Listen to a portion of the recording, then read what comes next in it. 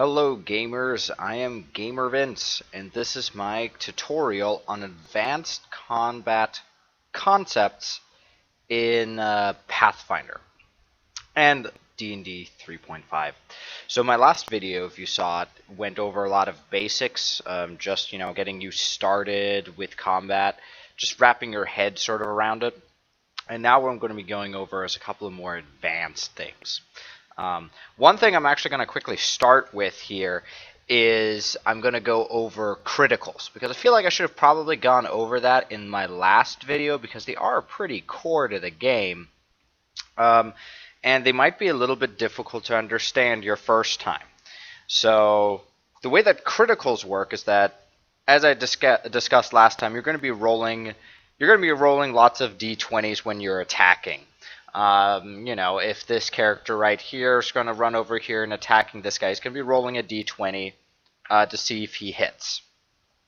I just rolled really poorly on screen. But in any case, when you're rolling a d20 to attack, then you have a chance of critting. You crit if the roll you have is within your crit range. So for a lot of things like natural weapons and spells and a couple of other weapons like bows, criticals only happen on a 20. You have to roll a 20 to threaten to crit. And that's important. You only threaten to crit. The another nice thing about a 20 is that a 20 always hits, but it's only a 20. And this is a common misconception. Like if you have a crit range of 17, 18, 19, or 20, and you roll a 17, but that 17 isn't high enough to actually hit your opponent, it's under their AC, then you don't hit and you don't threaten to crit. You have to hit. Those are two separate requirements, but a 20 always threatens to crit and always hits. Just like a 1 always misses. In any case, so let's say that our orc here with this great war axe, which only crits on a 20, is attacking this bugbear here. So if I rolled a 20, let's just say I rolled a 20, so now he threatened to crit. What you have to then do is confirm the critical by rolling the die again. You roll the die again, and you don't have to roll another 20 or anything like that, but the second roll, if you want it to crit, has to hit. Which means that if the bugbear has an AC of like 20, and I rolled a 16 plus 3 and only got a 19, then that attack wouldn't have hit. So instead of it being a critical, it's just a normal hit. This doesn't mean you missed, it just means that it's a normal hit. If this roll would have hit, if the bugbear's AC was like 10 or something, then instead it is a critical, and you apply the critical modifier, which for a great axe would be times 3. And you can do that in one of two ways. A great axe rolls a d12. So what you could do is you could roll 3 d12s and add them together, and then add triple the great axe, any kind of modifiers you have of that, like triple your strength modifier, triple the weapon magic modifier, and then that would give you the damage. Or you could just roll 1 d12, add the strength modifier and all other modifiers, and then whatever the final result of that is, triple that. So you can do it either way. The important thing is to be consistent. Don't change your rules too much once you start it. Okay, so that's criticals. I hope that's pretty self-explanatory. If you expand the crit range, which I should mention really fast, because there's a lot of ways to do that, like the keen enchantment and the improved critical feat, you can expand your crit range, and they quite often say double your crit range. What does that mean? That means that if your weapon crits on only a 20, like if you have to roll a 20 or better, and that's the only way it can crit, then when you double the crit range, it crits on a 19 or 20, which, a little bit of an expansion there. But if you have a weapon, say like a scimitar, which crits on an 18, 19, or 20. Notice that that is 3 numbers. There are 3 numbers that it can crit on. When you triple the range, then it should be able to crit on 6 numbers, which in this case is 15, 16, 17, 18, 19, and 20. So expanding critical ranges can be a huge benefit. Okay. Couple of other things that I feel like I should maybe go over in a little bit more detail is concentration checks. In my last video, I explained, concentration checks is what you have to make when you're spell casting in certain dangerous areas, or if you're taking damage while spell casting and things like that. But I should maybe quickly just run through a list of what the DCs, the die checks, are for those concentration checks. If you are casting defensively, that is, if you are in a threatened area, so if these guys are not his friends, then he's in a threatened area, and if you want to cast defensively, then you need to make a concentration check of 15 plus double the spell level, or you lose the spell. So that can be quite difficult to do. If you're casting a first level spell, that's 17 you need to make, but on a second level spell, it's a 19 you need to make, and you can see that it goes up from there. If you take damage while casting a spell, like let's say this orc hits him here for 10 damage, you have to, let's make it 15 damage. 15 damage. This orc just swings at him, hits him right in the face while he's casting a spell. Then the concentration check for damage is 10 plus the damage you take plus the spell level. So if you take 15 damage while casting a spell and you're casting a second level spell, you need to make a 29, because that's 10 plus the 15 damage plus the spell level. Sorry, that's 27. It's not double the spell level. It is not double the spell level. It is just the spell level. So that would be 27, and that's very difficult to make. And just as a reminder, concentration checks are, again, caster level plus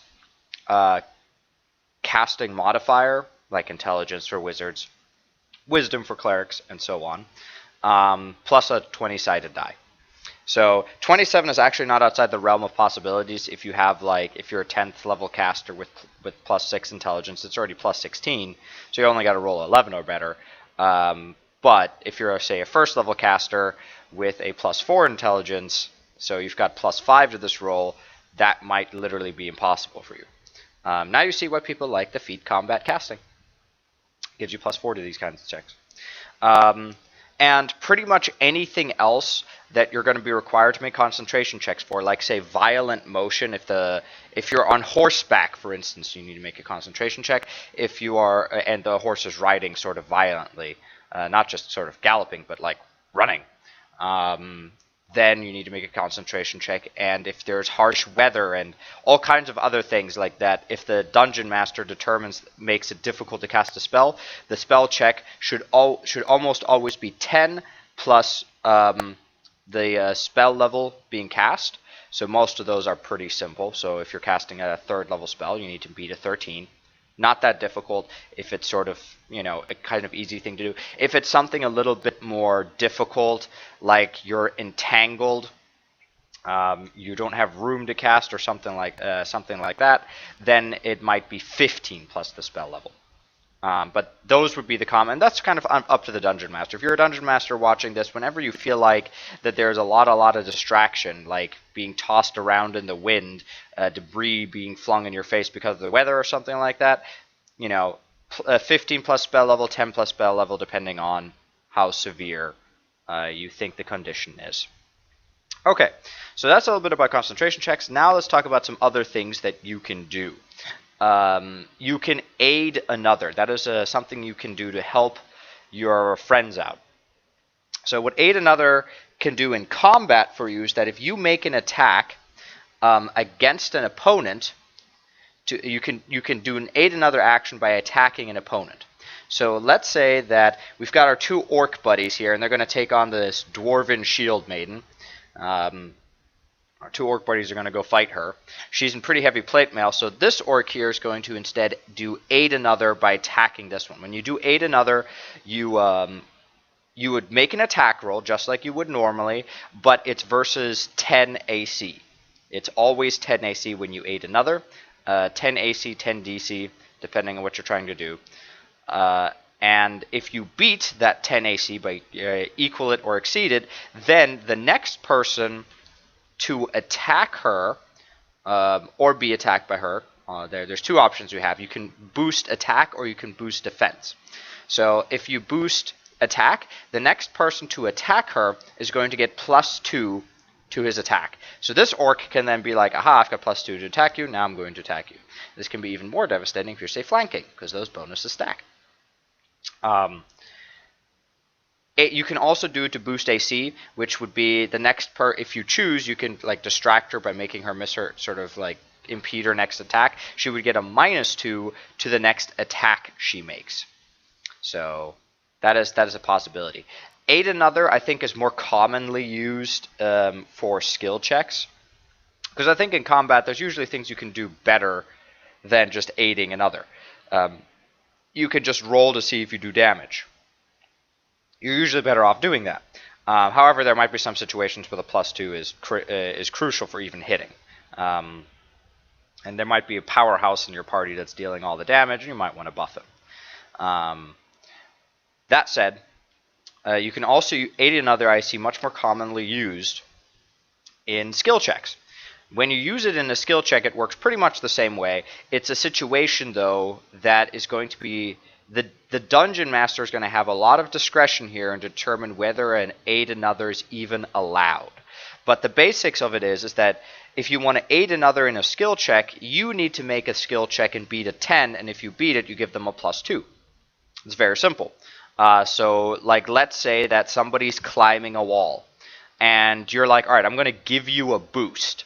Like I'm going to put my hands together, and you're going to be able to, like, put your foot up there, and I'm going to help you over the wall. That might be considered aiding another, and in which case the person aiding would make a climb check of DC 10, and if they beat that, then the person making the climb check over the wall would get +2 to it. They would still roll a d20, add their modifier, and then they add an additional +2 on top of that. It can be very useful. It is up, I cannot stress this enough, it is up to the Dungeon Master whether aiding another is even allowed in these situations. And aiding another, and whether aiding another can start stacking for multiple people helping you. Because, I mean, that's a general rule in D&D, is that Dungeon Master has final say, and I think that's pretty much true for all RPGs, is that, if you forget any of these rules, there's a lot of them, or if the rule in the specific instance just doesn't make sense, Dungeon Masters, the referee, can say, like, no, we're not going to play with that rule for now, or say, like, it just doesn't make sense in the situation, or, what have you. And with aid another, I think that's very important. Like, you can't, it doesn't really make sense, for instance, like you have an entire party aiding somebody in acrobatics check. They're trying to make, I don't know, some kind of flip, trying to, maybe crawl through a small space, and it might just not make sense for an entire party to aid another on those checks. So it's up to the DM. So that's important. Now, another thing that I should go over is weapons and sizes. So let's say that one spell that you can get very early on is called Enlarge Person. And what Enlarge Person does is that, if you cast Enlarge Person on one of your buddies, on, say, the fighter, that you replace his miniature with something of larger size, and now he takes up 4 squares instead of 1. And there's a couple of things that change about being such a large size. One is that you're considered effectively to have a +2 strength and a -2 dex. The way it, but that's not don't write that down. That is sort of just how it seems to kind of work out, because you're going to have for melee damage, for melee attacks, you're going to have a +1 to attack for being stronger. But you're going to get a -1 to attack for being larger. Because being larger, you're hitting smaller objects, and that's kind of difficult. You're also going to take a -1 to AC because you're a bigger target. So those are penalties. And those will, of course, be the reverse if you're becoming smaller. you would lose sort of strength, and you would gain to hit an AC. Which begs the question, why would you want to become larger? Because the benefits are this. One is that your reach increases. So if these guys are over here, this guy could still hit him. Now he's threatening 2 squares away. So he's actually literally every single one of these is within his reach. Even this guy, because he's just in his reach right there. So this big slad-like looking monster can hit anybody on the field currently. So improved reach, that's a nice thing. And an even better bonus is that your damage of your weapon and of your weapons is increased. Bigger weapons deal more damage. They get improved usually by 1 die step, and there's a table for this, and I highly recommend you look up the table. But a lot of it is pretty intuitive. Like if you're dealing a D6 of damage, that's going to get upgraded to usually a D8. If it is larger size categories, if you're say dealing 2d6 damage, and that usually gets buffed to 3d6. So that be aware of that additional damage. That look it up for your size category. If you're dealing, and for your weapon, if it's a D8, I think it bumps up to a D10 and so on and so forth. And I believe a D12 bumps up to a 2d6. So sometimes it's not 100% intuitive, because why does a D12 bump up to a 2d6? I'm not sure if that exactly, mathematically, I'm not sure if that's as good of an increase as say a D8 to a D10. In fact, I don't think it is, but regardless, that's what it is.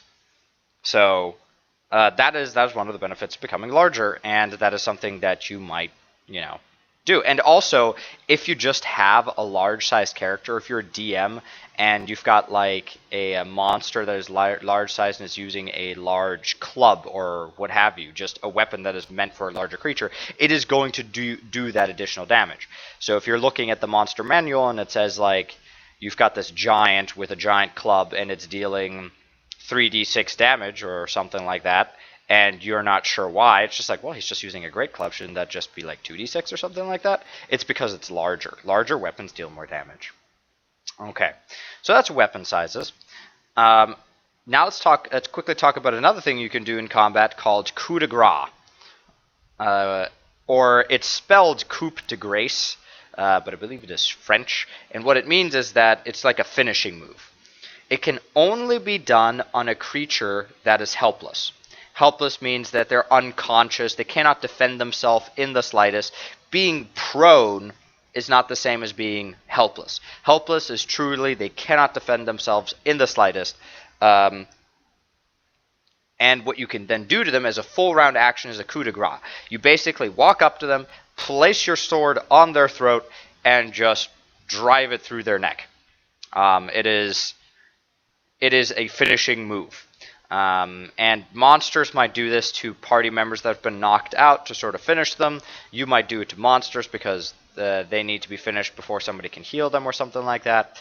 So coup de grace is what happens, is what you can do to sort of finish off somebody who's helpless. Or maybe you just knocked them unconscious, made them sleep.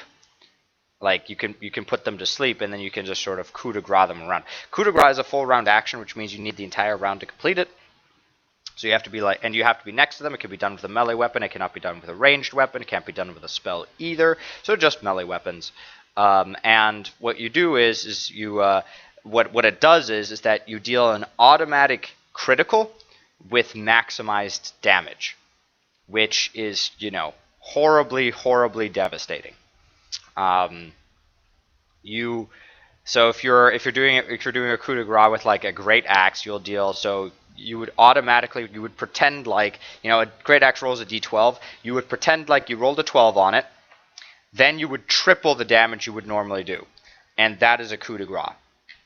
So coup de grace is a very, very powerful way to finish off foes. But again, it can only be done on foes that are helpless. So it's not something that'll necessarily come up all the time, but it is good to remember. Speaking of combat, now I wanted to quickly talk about line of sight, concealment, and cover. So line of sight is you have to be able to see your opponents, If they're hiding behind a wall, you don't see them, and you can't really do anything against them. Your attacks can't go through stone walls, or through floors or ceilings and things like that. That just makes common sense. A couple of things that impact line of sight a little bit are cover and concealment. So what cover and concealment are is concealment is if something obscures your vision of your target. So let's say that there was like a fog or dim light. Dim light is another. Dim light or no light might provide total concealment. But essentially, what if the seeing conditions are not good, if they're just really, really bad, then you have a chance to miss your opponent. So in concealment, it's a 20% miss chance. If it's total concealment, it's a 50% miss chance.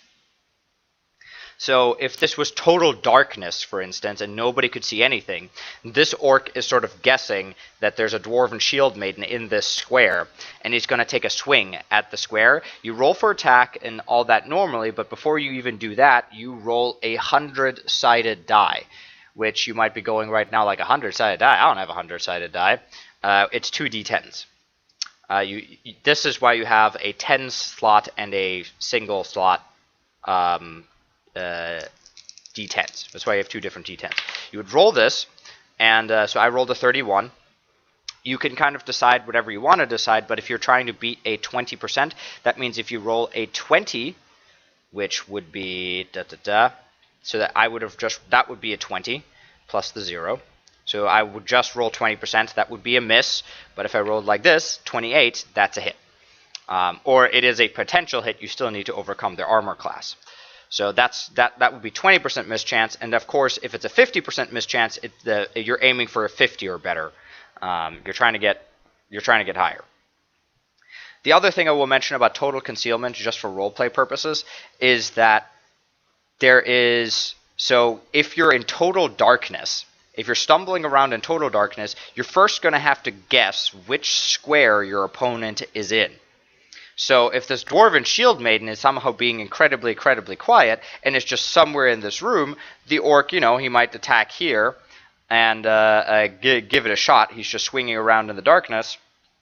If he picks the wrong square to attack, he misses automatically, obviously. He's not even close to, like, if she's actually over here, like somewhere totally different, and she's not in the square that he's attacking, then it just automatically misses.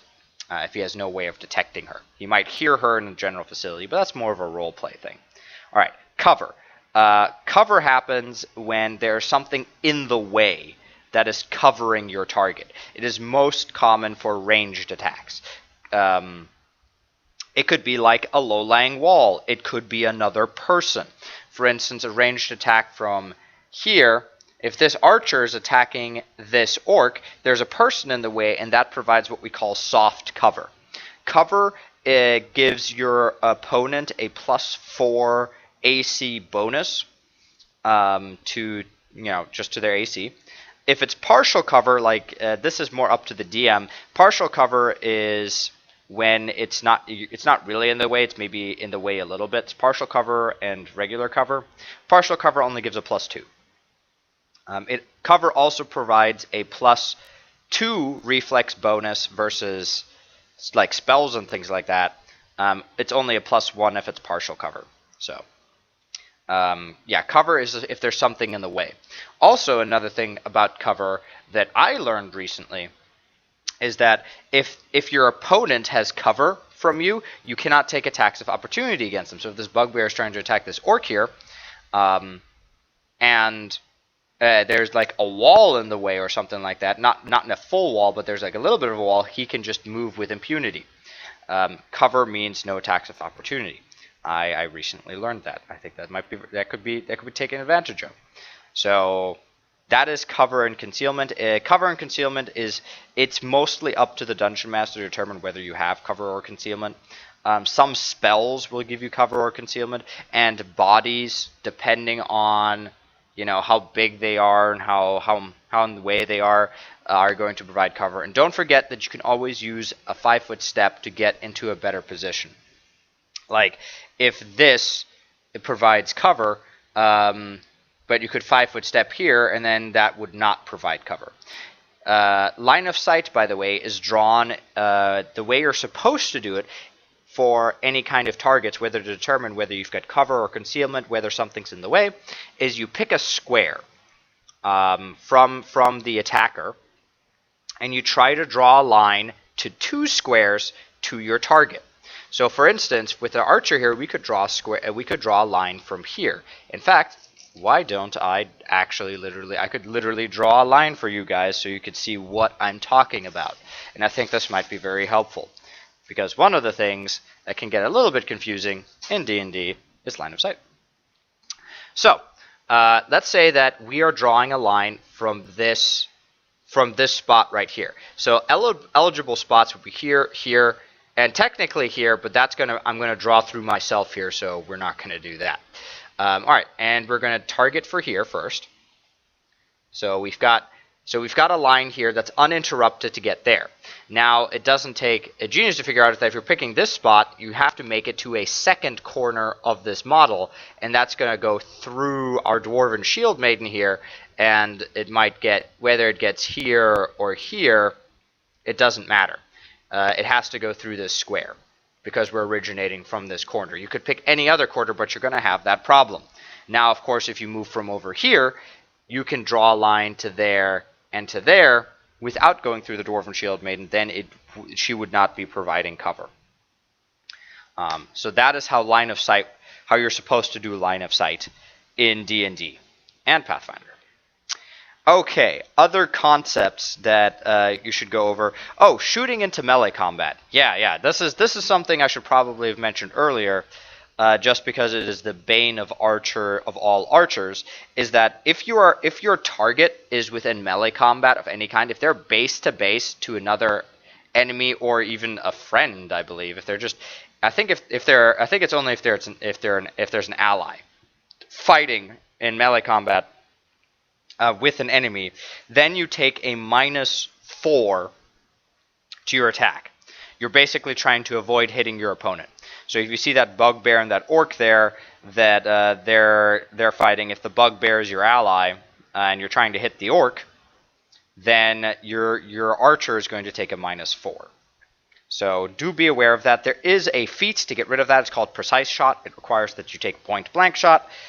Pretty much every archer ever, I'm going to recommend get point blank shot and then precise shot as quickly as possible. That is just something you need. Okay. Two more things that you can do during combat, and then I'm going to quickly talk about damage reduction, resistance, and spell resistance. I'll talk about those last, but first let's finish off sort of what you can do in combat. You can also ready an action, and you can delay an action, and those are two different things. Ready an action is that you tell the dungeon master a very specific set of circumstances upon which you will act. And it takes a standard action to ready a standard action. So, for instance, we've got our blood cultist here who's doing all kinds of evil blood magic, and we've got our brave dwarven shield maiden right here, who might be trying to prevent him from casting a spell. Except the dwarven shield maiden might say like, well, I've got this guy cornered, and I just don't want him to cast a spell. I could just hit him. But instead, I'm going to ready an action that as soon as that blood cultist casts a spell, I'm going to bop him in the face. And what that allows you to do is, and that is a specific enough set of circumstances, and you ready the action, and then if at any point before her next round, the blood cultist starts casting a spell, the shield maiden would just attack him right in the face. Would get a free attack, essentially, on the blood cultist if he starts casting a spell. Other things that you could do is, like, if you're hiding around a corner and there's like a passage here, like let's say that there's a wall and you're hiding in a corner and there's an entrance, and you're going to say, like, I'm going to attack the first thing that comes through that door, and that would be readying an action as well. Readying an action is essentially you're waiting for something to happen and you're going to act when it happens. Ready an action does not reset your initiative. What that means is that if you're initiative 20, you ready an action, which goes off on, say, initiative 15, initiative 10, or whatever, you're still initiative 20 the next turn. So your initiative does not change for readied actions. That is not the same for delaying your action. Delaying an action is you can announce it when it is your turn, and you just say, I'm going to wait and see what happens. This might be like, hey, I think this giant monster is about to come running towards us, but I can't reach him, so I'm just going to wait for him to come to me. So what you might say is like, all right, I'm going to delay. What delay means is that you have to wait for somebody's turn to be over, and then you can come out of delay. And then you take on that new initiative. So if you were initiative 20, and then something happens at initiative 15, like a monster goes to initiative 15, then you can come in at initiative 14 right after them, if that makes sense. So you can announce it. Even if somebody else is going at initiative 14, you can go before them, and just kind of cut in there, because you can come out of delay. You were waiting. So that's what, and then you take your turn as normally. If you delay, there's no penalty to your turn. Readied actions tend to be standard actions. They can't really be much more than that. And delay, you just take your entire turn later. But delay does reset your initiative. Readying action does not reset your initiative. So that is something else you can do during combat that can be very useful and can be used strategically. Quite often I see it used when you want enemies to come to you. An aggressive berserker orc is going to sprint full towards you. That's fine if they're not within range yet. So you just let them come to you, and then it's your turn, and you're going to bop them in the head or something like that. Okay, so three last things that I want to talk about, which is damage reduction, resistance, and spell resistance, which are three different things. So damage reduction. Abbreviated DR. If you ever see it, what it means is that it is damage. It's DR, and it's quite often going to have a slash. So it's going to be DR slash, and it might say like magic. It might have like this. It might say like blunt. What the additional word here is that what penetrates the damage reduction. It's the weakness to the damage reduction. The damage reduction is very easily applied. It's just if there's any kind of weapon damage, think of it as sort of as physical damage. If there's any type of physical damage that the character with damage reduction would take, just get that out of the way. If there's any kind of physical damage your character would take, then damage reduction is subtracted from the damage. So say you're fighting a skeleton that has damage reduction 5 penetrated by blunt weapons. You can kind of imagine that skeletons aren't going to be, terribly impressed with your rapier poking at their ribs. That's not going to be very useful, but a mace crashing down and cracking their bones is going to be a lot more effective. So if you deal 6 damage with a rapier, only one of it would go through, because it's piercing damage, and you subtract the 5 from it, the 5 damage reduction, and then only one is left. While blunt weapon, like a mace, would just penetrate all of it because it is a blunt weapon, so nothing is subtracted. Damage reduction does not stack, it overlaps. What that means is that if your character receives, like say 10 damage reduction from one class and 5 damage reduction from another class, your character would have 10 damage reduction. The 5 is redundant and does not add. You take the highest damage reduction that you have, and that's what your character has. Damage reduction does not stack. You can't get a bunch of 5 damage reductions from a bunch of different sources and start adding them together. It's not how it works. Resistance. Resistance works pretty much exactly the same way. It is a reduction from damage. However, it applies to elemental type damages. Like you might have resist 5 fire resistance. You have 5 fire resistance, which means that whenever you take fire damage, you take 5 less. I mean, that one is, I think, a little bit more self-explanatory. So, like I said, damage reduction / blunt would be penetrated by blunt. So it's damage reduction versus everything except blunt weapons, while 5 fire resist is only applied to fire. And those are gonna come up most commonly with spells. You're gonna see fire resistance a lot. But it's going to most commonly come up with spells, because spells are going to be all kinds of crazy elemental types. Everything from fire to electricity to frost, what have you. So that one's just a matching game for resistance, and is very easy. Okay, so damage reduction resistance, very easy. Spell resistance is a little bit more complicated. Spell resistance is going to be a number, something above 10 usually. A very low spell resistance, you might encounter spell resistance of like 5 or something like that. What spell resistance is that it resists certain spells, and the caster is going to have to roll to overcome that spell resistance. So if our blood cultist friend wanted to cast a spell on this elf over here, and the elf has spell resistance, the blood cultist would have to roll to overcome spell resistance. Spell resistance, I believe, and we might have to double check this, but spell resistance is a d20. It's definitely a d20, and then on top of that, you add your casting modifier, and that's it. You don't get. I don't believe you get caster level. Spell resistance can be quite hard to overcome. It is something that is. It's something that you're not going to see a lot of creatures have.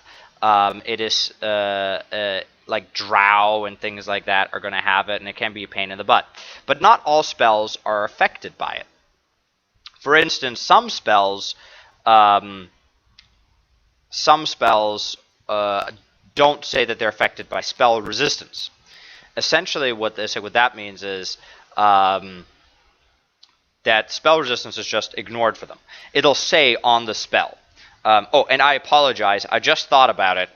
Spell resistance is caster level, not modifier. I apologize. You add a d20 plus your caster level. So if you're a 3rd level caster, as in a wizard with 3 levels, then you would add a 3 to it. You don't actually get to add your intelligence modifier at all to that roll. It's pure caster level modifier, so it can be very difficult. So if you have somebody's running around with 10 spell resistance, you have to beat that 10 to cast a spell on them. It will tell you in the description of your spell resistance whether it can be suppressed or not. And this is very important. If you have spell resistance, that applies to beneficial spells as well as damaging spells. So if the cleric is trying to heal you, but your spell resistance might be preventing your cleric from healing you, which is very unfortunate. If the caster fails to overcome spell resistance, they lose the spell essentially without effect. They essentially cast the spell on you, expending the spell and everything, but it just didn't have an effect. So that's spell resistance. If you see SR, it means spell resistance. A good way to overcome, but if you're playing a caster and you're sick and tired of having your spells fizzle because of spell resistance, a good way to get around it is force spells like magic. I think magic missile. Force spells I don't think are encounter spell resistance. So like orb of force and things like that. Alright, and that is sort of the last thing I wanted to talk about in this video. I know that was a lot. There's a lot of sort of good concepts in here, things that you might encounter in battle. And I feel like there's a couple of things in here that you're definitely going to encounter in battle. And I hope I at least gave you a couple of options to explore during your combat. And gave you some rules to do so. So I hope this video has been helpful. I always enjoy talking about D&D. It's like one of my favorite things in the world. So I hope this video has been helpful, and I hope to see you guys next time. Alright, see you guys around.